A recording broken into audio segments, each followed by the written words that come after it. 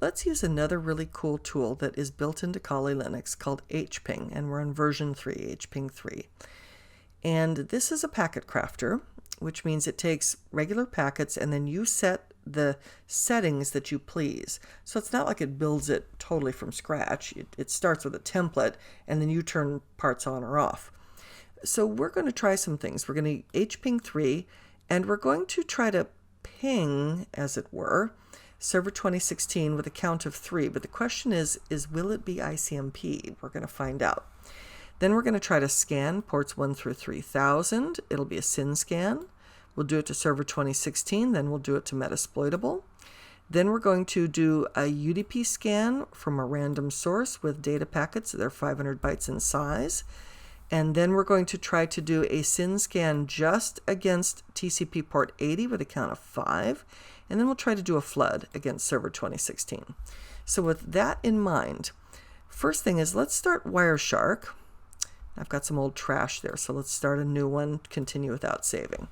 Let's start Wireshark and let's just observe what happens and see if we can figure it out. So let's do a scan count of 3, starting with just Hping3 TAC H, meaning get help. Press enter. And when you look here, let me just bring this over so we can see it. You look here, there are a lot of options that we can set. You can help, version, count, speed, interface, quiet, verbose, debug. You can do different protocols, raw mode, TCP and UDP and IP mode, ICMP mode. You can spoof, random source and destination, time to live. You can fragment or don't fragment, set the maximum transmission unit size. You can do a bunch of ICMP like types and codes. And you can do different things with TCP and UDP, including a bunch of TCP flags. And so there are a lot of choices here. So we're going to just try a count. And we've got Wireshark running. Let's see what actually happens. Hping3 with a count of 3. And server 2016 was 192.168.75.16. Press enter. So we can see that we're getting 3 responses. But if you look closely, they are not ICMP. It says, we sent something length of 46. We have no flags are set. Wonder what that means. And so no data. And so we've got the length, we've got the destination, there's a time to live, a don't fragment flag. And so that's really interesting. Flags reset ACK. Is that what that stands for? Sequence 1, 2, 3. Let's go take a look at Wireshark and see what Wireshark has to say. Let's click Wireshark. Let's stop. So now the tricky part is to be able to tell which packets of all of these are the ones we want. If we click Protocol and we search around, I don't see any ICMP. I can come over to the filter, click in the filter and type ICMP and press enter, and there's nothing. So we didn't use ICMP. That's interesting. Let's come over here and let's clear the filter, this little red X right here. Okay, so the next question is, well, we don't know what protocol was used. We had a few hints there. Why don't we just search by source and destination? So we could click source to kind of sort these, and we could look for Kali, which is 192.168.75.154. And we see several of these. We see some NTPs, which go to what looks like an NTP time server. And then we see some TCPs right here, which go to 192.168.75.16. It looks like these 3 are the ones we want.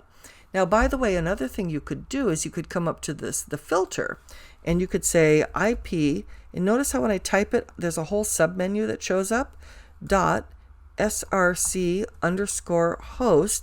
and then if you want something to equal something, you could say like equal, and then some IP address.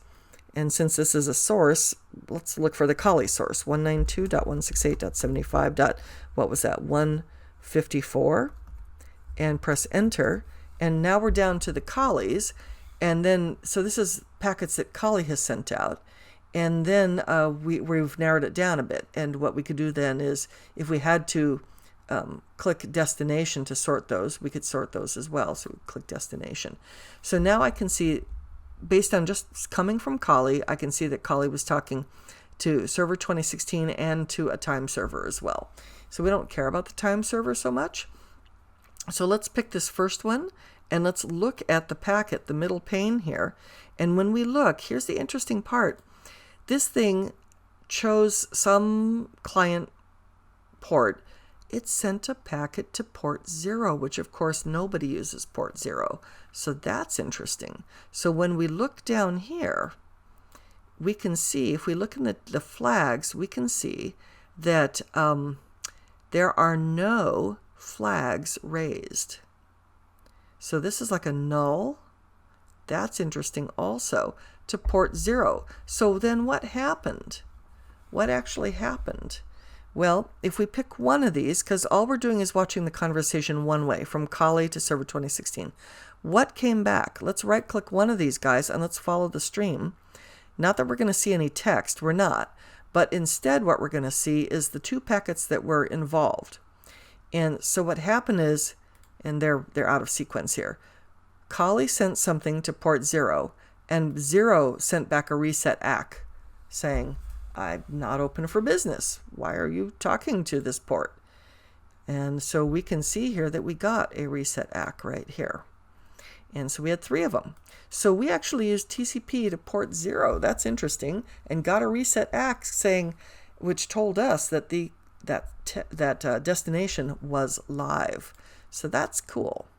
So now let's look at the next one. We are going to, if I can get this moved out of the way enough, we're going to now do a scan of 1 to 3000, a SYN scan to server 2016. And so let's just start a new Wireshark capture. Let's continue without saving. Let me just minimize Wireshark. Come over here. And it's kind of awkward trying to show both things at the same time here. Let us Hping3 scan 1-3000 large S to 192.168.75.16. Let it rip. Must specify one target host at a time, which I thought we did.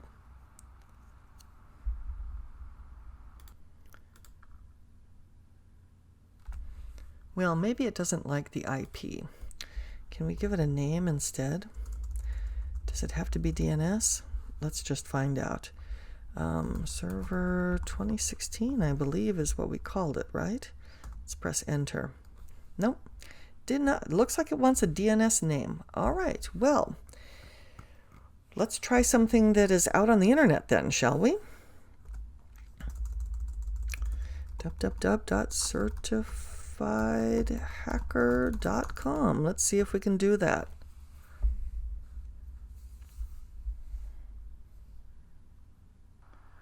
Oh, of course, there's the error. We can't just have S without a dash. You see what happens? You get old and blind. Okay, now if this is the case, then let's not generate a lot of internet traffic. Let's go to 192.168.75.16. Hit it. Okay, pretty quick. Let it just finish up. We're going to 3000 ports. All replies received, done. Okay, great.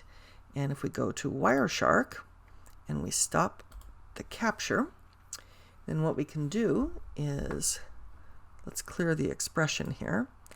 And what we can do is we, again, will want to look for source and destination. What we can do is we can say ip.src, and we already have it, so let's just pick it right there.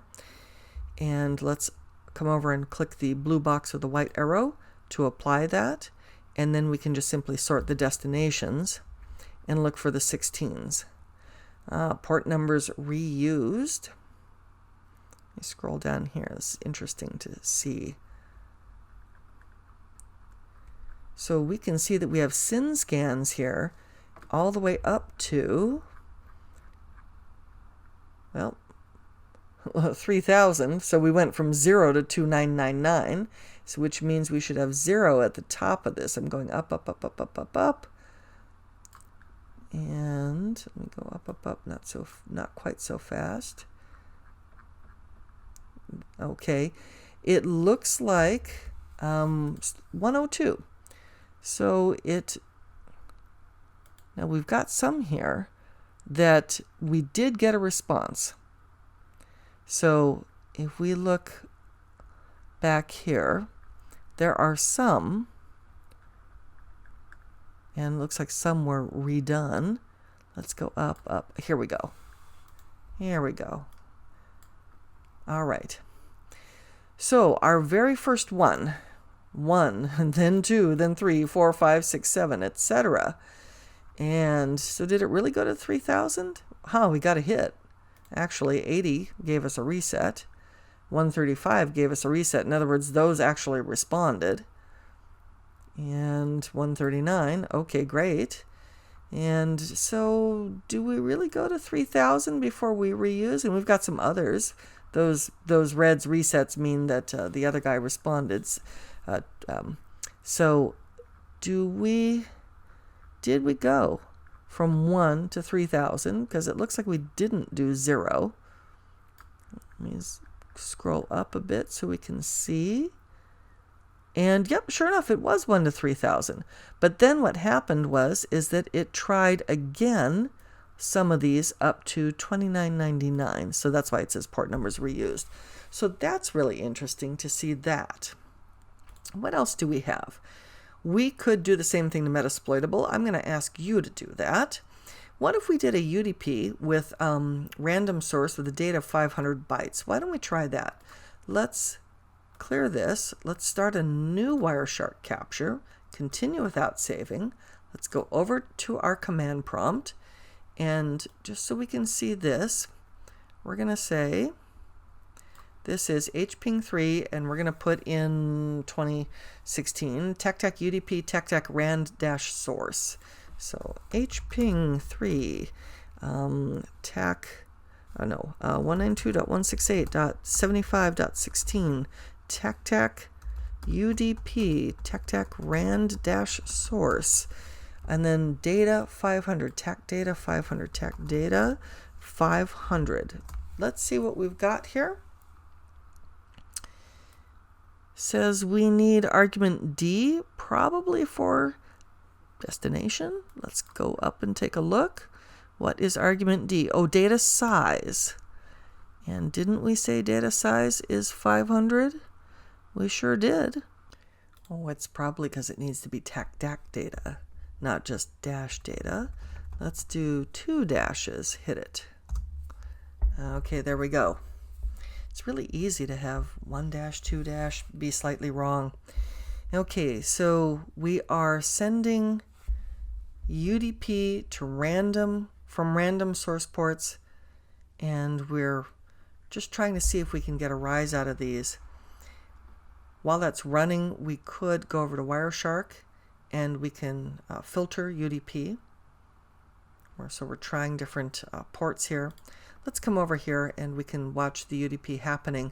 Now, sometimes what UDP will do is it will respond with ICMP. There's no guarantee, but some UDP ports will respond with ICMP, and we can actually see that happening here. We can stop the Wireshark capture. We can see that there's a UDP and we're getting back a destination unreachable. And so, and look at this, we're actually, didn't we randomize this thing? Yeah, random source. So we are faking it, and this poor server 2016, so check this out. From a bogus IP, which is not what we're really using. We're not really using 51.39.57.30, but we're pretending. And server 2016, we're sending it to server 2016 using UDP and we're going, if we open this up, we can see that we're going from source port to destination port with 500 bytes approximately of data. We can see that here. But the source and destination IP, the destination, of course, is server 2016. The source, completely fake. So that's a fake thing. And we're doing that basically to randomize and generate noise so that our own thing is not detected. Let's see if we can actually find just Kali. So ip.source_host, select that, and let's just apply the filter. So we can see if we have any source ports here. Yeah, here are the actual Kalis. Now, what about the destinations? We're trying to go to 12. So this is actually Kali doing other business. So all of those random source ports, none of them were Kali ports at all, or Kali IPs. This is totally to be spoofing and generate trouble, basically. So let's take our filter off. And if we just look around here, we can see here was an attempt by a bogus address going to server 2016, trying to go to the port just to see if it'll respond, and server 2016 nicely responding with an ICMP destination unreachable, which you don't always get with UDP. So we were trying that randomly, just with a bunch of packets with 500 bytes in them, and so it was all just to generate noise. Now, how about this? What if we did a SYN scan only against port 80 with a count of 5, just against Metasploitable here? So let's just start a new Wireshark capture, continue without saving, minimize this, and let's Control-C, let's break this, and let's Hping3, and what was that? TAC cap S, and then what else were we doing? Metasploitable's IP, TAC P80, TAC C5. Metasploitable was what, 131, 192, 168, 75.131. And the TAC P port is 80, not 90, 80, and it was a count of 5. Press enter. We are getting responses. And so we're getting something here. Let's go to Wireshark, and let's stop the capture, and let's apply that filter so that we can filter out the noise. ip.source_host is Kali. Apply this, click the little red or blue box with the arrow. And so we can see this is Kali going to Metasploitable.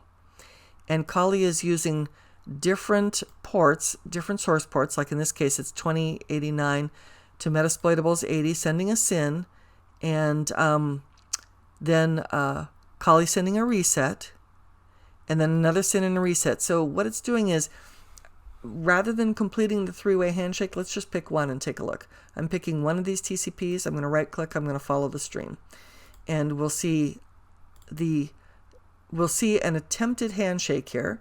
Kali saying SYN, server 2016 coming back with SYN-ACK, and Kali saying, just kidding, I'm not completing the handshake. Most SYN scans do that. They have a polite reset rather than just disappearing and forcing the target to time out. Now, if we were doing denial of service, we would force it to time out. But when we're just scanning, we do a polite reset.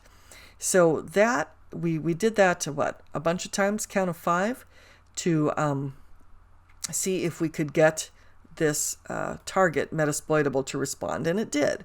So this is Metasploitable coming back from its own port 80 with SYN-ACK, and then we can see that there were 5 attempts here. Okay, what else do we have? We can also, let's do the flood. This will be the fun one.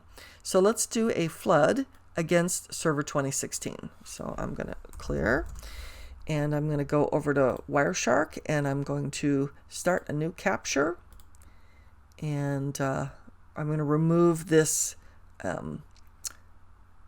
filter right here. And not that it won't capture, it will. It's just that we don't see anything. So I'm removing the filter, fine. And we're going to do Hping3 server 2016's IP TAC flood. So Hping3 192.168.75.16 TAC flood. Press enter. Now, because we're flooding, it's not showing the replies. We'll have to depend upon Wireshark to show us. And so let's just let it run for just a moment. And then we'll come over to Wireshark, and we can see there's a lot of stuff coming. And at some point, we can stop the capture, and we can just kind of see what there was a lot of traffic. So let's, we can just pick even like just one of these.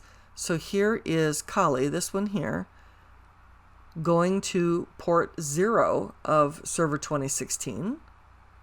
And let's actually right-click this one and follow the stream and see what's going on. And then looking over here, nothing. No, it's not that there's nothing. We need to turn off Hping. Let me Control-C and break this. And let's bring Wireshark back up. In fact, we're obviously kind of hurting our... Let me minimize this thing, try to bring Wireshark back up. Oh, come on, you. I actually want to see the whole thing. I don't want to just follow this stream. Let's bring this. I closed that window. Okay, so we were just getting too busy there. So let's take this off. Let's take the filter off, and so the filter is gone, and we should be able to. There we go. Boy, the response is slow. Hoo-wee. Well, we were really hurting the machine by doing that flood is really what was going on. So we can see here that we have a destination and a source, and here's Kali going to this destination, all going after port 0, and then 0 coming back with reset X saying, what are you doing? What are you talking about? What are you doing? So let's try to specify the IP source again as Kali, and let's apply that, and then the destination server 2016. Let's expand this a little bit. Boy, now I've made this machine really slow. Oh, there it goes. Let me expand this a little bit here, and there's huge amounts of traffic. Watch me scroll up, and so much traffic here. I mean, just I'm scrolling way up. Look at all the huge amounts of traffic that is happening here. And notice that, boy, I let go and it was still going. Notice that it's all these random ports to port 0. Scroll down a little bit here. And now we're even seeing segments not captured. And let's set this now. Scroll down here to some of these things. We're just like flooding to the point where even Kali was having difficulty. Of course, this Kali only has, I think, 2 gigs of RAM. And so you can see that all of these are attacks against port 0. And we're just, it's basically a denial of service. And in some cases, we're not even capturing some of the segments. So there we've used Hping3 to do a denial of service against the target. And we have a whole lot of traffic to the point where it was hurting our VMs. So that is using Hping3. It is very interesting. Do some internet searches, play with it some more, and just kind of get comfortable with using it in a couple different ways. Have a little bit of fun with it, and we'll move on to the next activity.